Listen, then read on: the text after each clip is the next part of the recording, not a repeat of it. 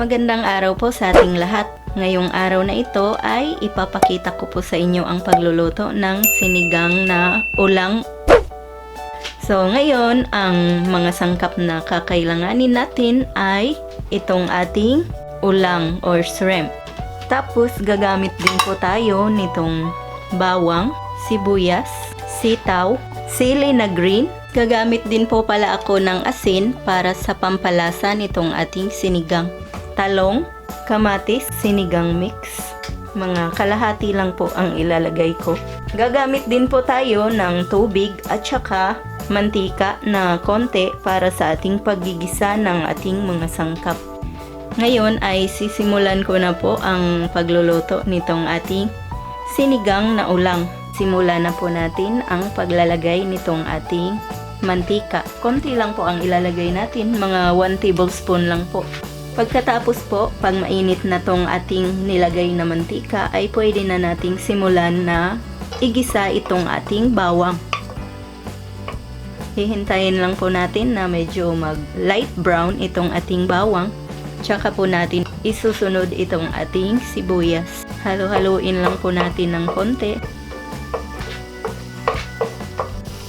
Ngayon po ay nag light brown na tong ating bawang, so isusunod ko na po itong sibuyas.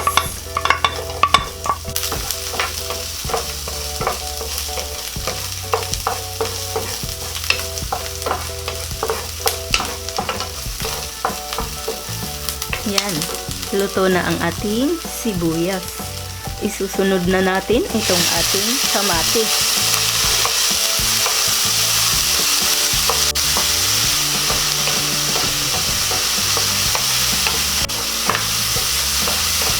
Halu-haluin lang natin habang niluluto pa yung ating kamatis. Yan, medyo lumambot na po ang ating kamatis. So ngayon, maglalagay na po tayo ng tubig para sa ating sabaw.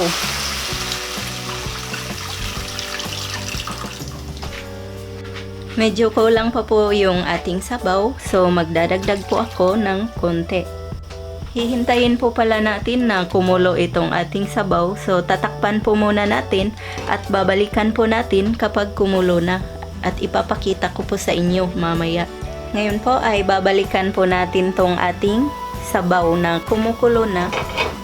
At pagkatapos po ay pwede na natin tong ilagay itong ating ulang.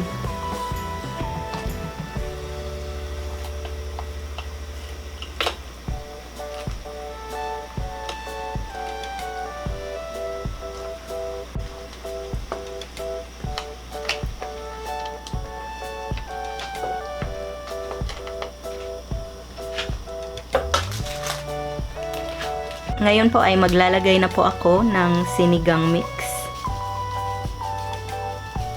Pag ayaw nyo po ng sinigang mix na powder ay pwede kayong gumamit ng sampalok or yung calamansi juice. Konti lang ang ilalagay kong sinigang mix kasi ayoko pong masubrahan po sa asim.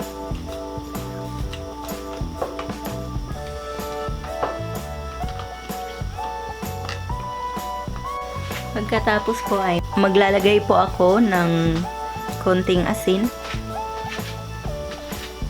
Habang hilaw pa po itong ating ulang ay pwede na po nating ilagay itong ating gulay na talong.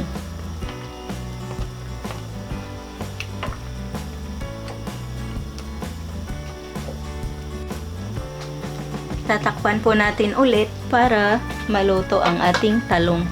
Tapos babalikan po natin siya pag luto na ang talong. Tsaka ko na ilalagay yung iba pang mga gulay. Ngayon po ay i-check na po natin kung medyo luto na itong ating talong. Yan, medyo malambot na po ang talong. Pwede ko na pong isunod tong sitaw.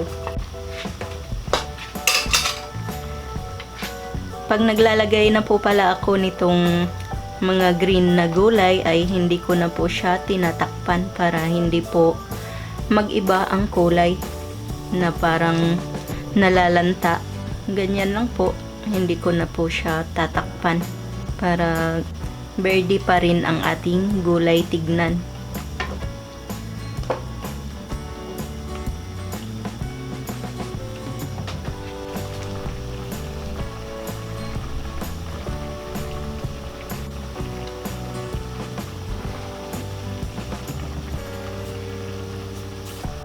Ngayon po ay luto na itong ating talong at sitaw. So, isusunod ko na po itong ating siling green para po pampabango.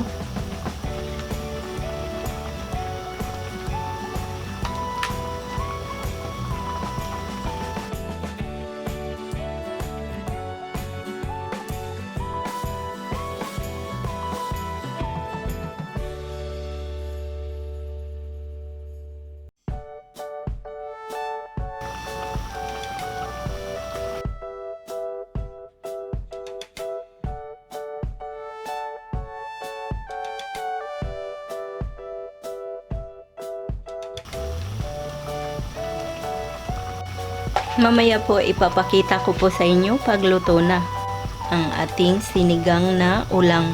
So ayan na po, luto na ang ating sinigang na ulang. So papatayin na po natin ang ating apoy at ngayon ay isi-serve na po natin.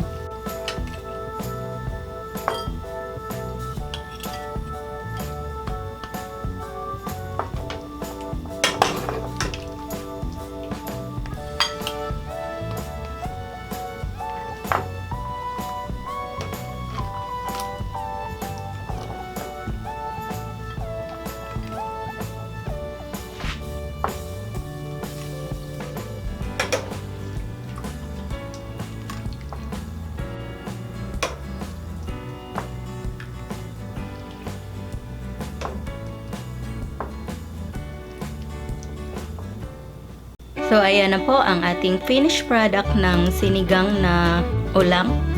Sana po ay magustuhan nyo ang recipe ito. Sana isubukan po ninyo. Maraming salamat po sa inyong panunood. Ito po ang inyong Ate Mayang na nagsasabing, mabuhay!